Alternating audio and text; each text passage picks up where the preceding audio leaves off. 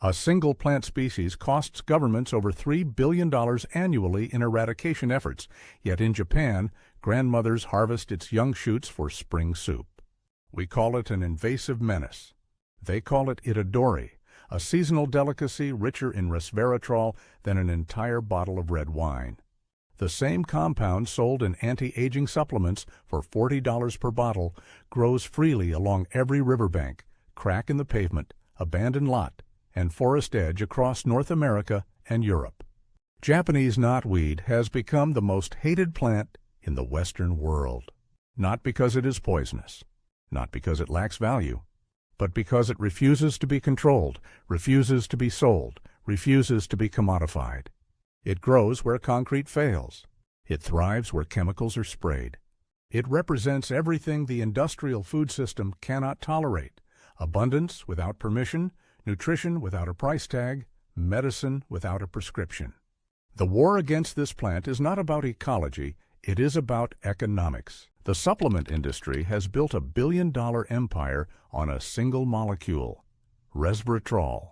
Anti-aging creams, longevity pills, cardiovascular supplements, all marketed with images of Mediterranean vineyards and the promise of eternal youth. A 30-day supply costs $40 or more. Japanese knotweed contains concentrations of trans-resveratrol up to 100 times higher than red wine grapes. But you will never see it advertised on a pharmacy shelf.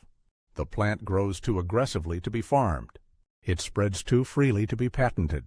It offers its medicine to anyone with eyes to see and hands to harvest. The laboratory isolates the compound, packages it in gelatin capsules, and charges you a monthly subscription. Nature offers the same compound in a crisp, tangy shoot that tastes like lemony rhubarb. One option requires a credit card. The other requires only the willingness to bend down and pick it. In Japan, the arrival of itadori shoots marks the end of winter. Foragers harvest the young stems when they reach 20 to 30 centimeters, before the leaves unfurl, when the texture is tender and the flavor bright. The shoots are peeled, blanched briefly to reduce oxalic acid content, then prepared in miso soup, tempura, pickles, or stir-fries. The taste is described as tart, crisp, slightly astringent, with notes of green apple and rhubarb.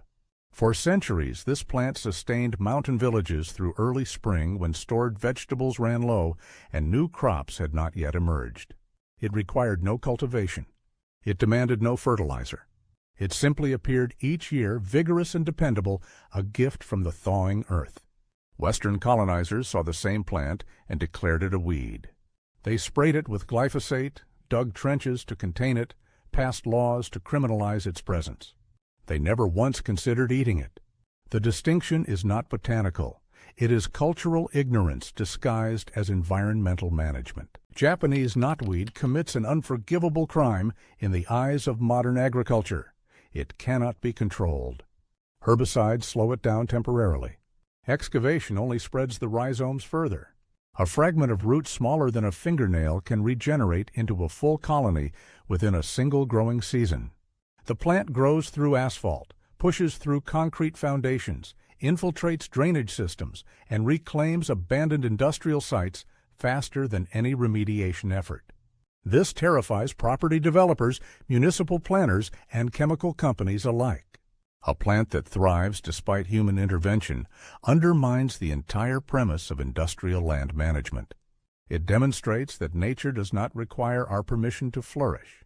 Banks in the United Kingdom refuse mortgages on properties where knotweed is present. Homeowners face legal liability for allowing it to spread. The plant has become a legal and financial nightmare, not because it harms human health, but because it refuses to recognize property boundaries. The system cannot profit from a plant it cannot kill. Beyond resveratrol, Japanese knotweed shoots contain significant levels of vitamins A and C, manganese, zinc, and potassium. A 100-gram serving of young shoots provides approximately the same vitamin C content as a comparable portion of bell peppers. The oxalic acid content is comparable to spinach and rhubarb, easily reduced through brief blanching. Traditional preparation methods neutralize potential digestive irritation while preserving nutritional value. The plant also contains amodin, a natural anthraquinone with documented antibacterial and anti-inflammatory properties. Chinese medicine has used the dried rhizome, known as hu jiang, for over 2,000 years to treat cardiovascular conditions, inflammation, and infections. Modern pharmacological studies confirm antimicrobial activity against Staphylococcus aureus and antifungal properties against Candida species. Yet Western regulatory agencies classify the plant exclusively as a noxious weed. No agricultural extension office recommends it for food. No public health campaign acknowledges its medicinal history. The research exists in peer-reviewed journals, ignored by the institutions that could promote it. Knowledge suppressed by bureaucratic inertia is indistinguishable from knowledge deliberately hidden. In traditional East Asian medicine, the rhizome of Fallopoeia japonica treats conditions ranging from inflammatory joint pain to respiratory infections. Practitioners dried and powdered the root, preparing decoctions to move blood stagnation, clear heat, and resolve damp accumulation in classical diagnostic terms. Modern research has identified specific mechanisms. Resveratrol activates SIRT1 genes associated with longevity pathways. Amodin inhibits pro-inflammatory cytokines, and polydatin improves vascular endothelial function. A 2015 study published in the Journal of Ethnopharmacology documented significant anti-cancer properties in knotweed extracts against colon and breast cancer cell lines.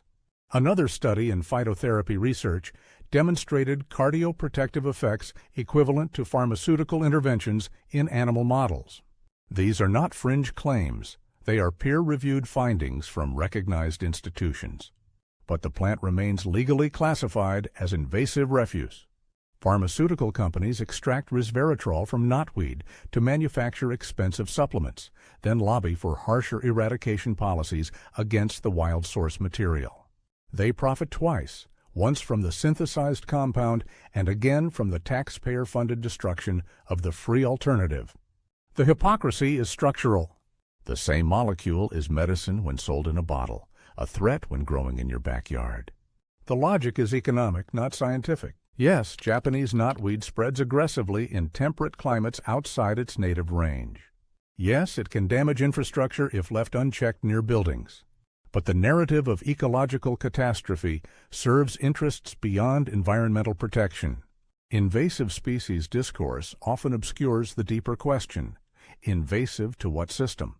Knotweed does not harm native ecosystems as much as it disrupts human real estate markets and municipal budgets. It thrives in disturbed soils, urban wastelands, riverbanks degraded by industrial pollution, landscapes already destroyed by human activity. The plant is a symptom, not a cause. It colonizes the ruins we created. Rather than addressing the soil degradation, water pollution, and habitat destruction that allow knotweed to dominate, authorities focus solely on eradication. Millions are spent on herbicides that leach into waterways, mechanical removal that increases erosion, and awareness campaigns that demonize a plant. Not a single initiative explores sustainable harvest, culinary integration, or medicinal use. The invasion narrative conveniently ignores that humans engineered the invasion through ecological negligence, then blame the plant for adapting. Imagine a food system where spring vegetables required no planting, no irrigation, no fertilizer, no pest management, and no purchasing. Japanese knotweed offers exactly this. It grows without human assistance in nearly every climate zone where conventional agriculture operates. Harvesting the young shoots in April and May provides fresh, nutrient-dense produce at zero cost. The plant regenerates from extensive rhizome networks, meaning sustainable harvest does not deplete the colony. In fact, regular cutting weakens the plant's spread, turning foraging into a form of ecological management. You manage the invasion by eating it. This is the nightmare scenario for industrial agriculture, a food source that requires no inputs, generates no profit, and undermines the scarcity model upon which commodity pricing depends. A population that gathers wild knotweed does not buy asparagus in plastic wrap. A community that understands resveratrol grows freely does not subscribe to supplement auto-ship programs. Free food is dangerous to an economy built on dependence.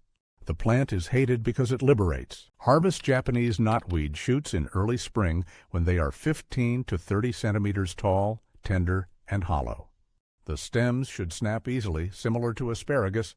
Older shoots become fibrous and develop higher concentrations of oxalates and tannins, making them less palatable. Peel the outer skin if the shoots are thicker than a pencil, though very young stems can be eaten whole.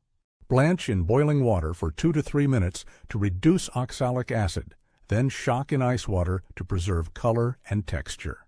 Use in stir-fries, soups, pickles, jams, or fruit compotes. The tartness complements both savory and sweet preparations. The flavor profile resembles rhubarb crossed with sorrel, tangy and bright. Avoid harvesting near roadsides, industrial sites, or areas treated with herbicides. Japanese knotweed bioaccumulates heavy metals from contaminated soils, making clean sourcing essential. Once prepared, the shoots store well frozen or canned for year-round use. A single foraging session yields enough material for weeks of meals. The investment is time and attention, not money. Japanese knotweed will not disappear because governments wish it gone. It will continue spreading, continue thriving, continue offering its gifts to anyone willing to look past the propaganda.